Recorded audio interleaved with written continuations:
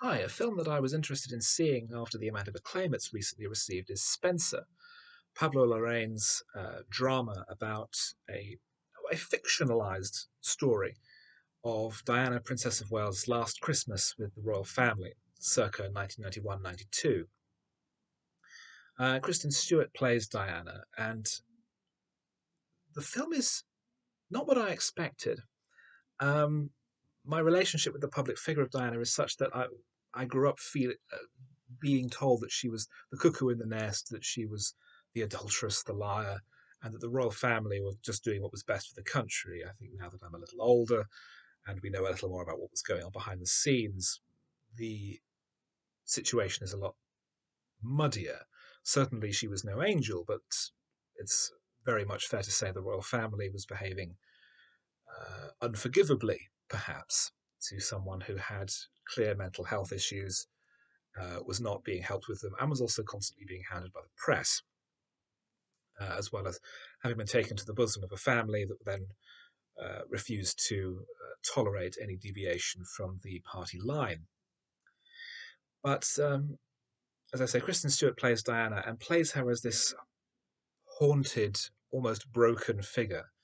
The film actually felt to me a lot more like a horror film, the A24 style, atmospheric dread type film, approaching Sandringham as this frightening edifice surrounded by fog, filled with these fossilized ancient creatures trapped in a bubble of tradition and ritual.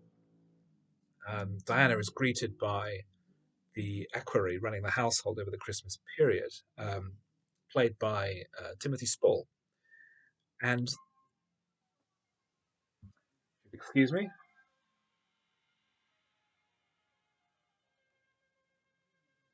played by Timothy Spall, my agent, and he immediately gives off a sense that I could only call vampiric, something not undead, but life draining about the whole environment. There's an interesting decision not to portray Diana wildly interacting or confronting other members of the family. Most members of the family, even though they're present in a lot of scenes, never speak. The Queen only, although she's in a number of scenes, various dinner functions and such, only has one scene of dialogue in which she expresses a certain solidarity with Diana, that she too has not worn the outfits that have been picked out for her, that Diana compliments the dress that she wore during delivering her Christmas Day speech. And she says that, like Diana, she would choose the clothes that she wanted rather than the ones that her dresser had instructed her to wear. So there is a an agreement that they're trapped by these rituals, these traditions. I'm popular today. Um,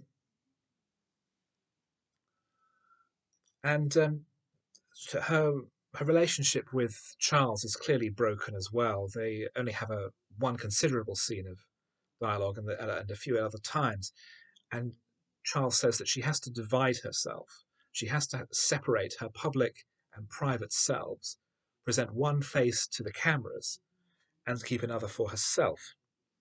But Diana feels that she cannot live like this. She's having visions and dreams of Anne Boleyn, who was beheaded by Charles the head Charles Henry VIII when he fell in love with another woman, and Camilla Parker Bowles herself is seen briefly in one scene sharing a look with Diana outside church on Christmas morning. Diana is also shown as being completely devoted to her sons, who in turn absolutely adore her. That being the one strong rock in her life, is loving and caring for her sons and trying to give them as close to normal an upbringing as she can under those circumstances. Ultimately, the film seems to almost curdle into a near inversion of Daphne du Maurier's Rebecca. Um, Diana is being pushed out and made way for the real wife, the first Mrs. De Winter, as it were, with Sandringham close to Mandalay and surrounded by visions and hallucinations that are part dream, part perhaps symptoms of her own mental health problems. It suggested, in fact, that she may have even suffered from borderline personality disorder, although never getting the help that she needed, of course. And there is a finale sequence inside her neighbouring ancestral home of Park House and the neighbouring estate where she grew up. The film also has a fantastic film score. What other kind would it have? Johnny Greenwood alternating between very gentle but sort of ominous low jazz and string music that towards the end, a deliberate step change, shifts into Diana listening to Mike and the Mechanics on her car stereo as she goes back out into the world again. And there is a real sense of moving from this ancient world, this enclosed, captive environment of oppression, into the release of the modern world and pop music and Kentucky Fried Chicken. Kristen Stewart is phenomenal in the role. She moves like Diana. She captures the voice perfectly.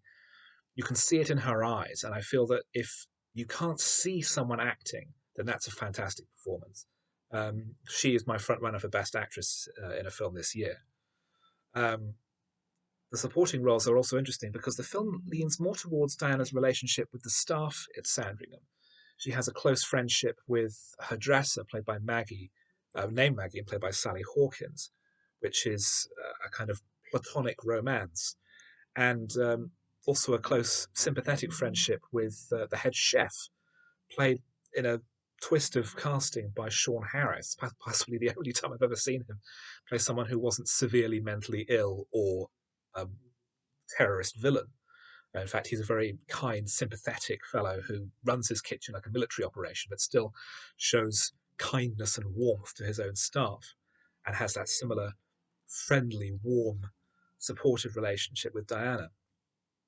It's a fascinating film, made with a real outsider's eye. It was filmed in Germany. It has a Chilean director, an American lead, and I think it captures something that you would not see with a British production. It's not reverential.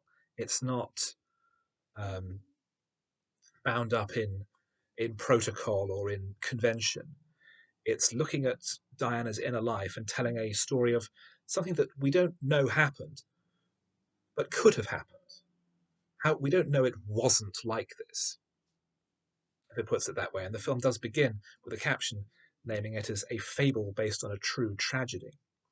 I thought it was a really fantastic piece of work, completely absorbing, brilliantly acted and directed and edited as well.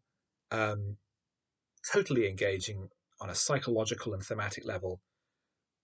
Really, so much better than I was expecting at some kind of stultified, dull-witted drivel like the Naomi Watts film from a few years ago. I really like this, and I would recommend it very highly indeed as one of my favourite films of the year.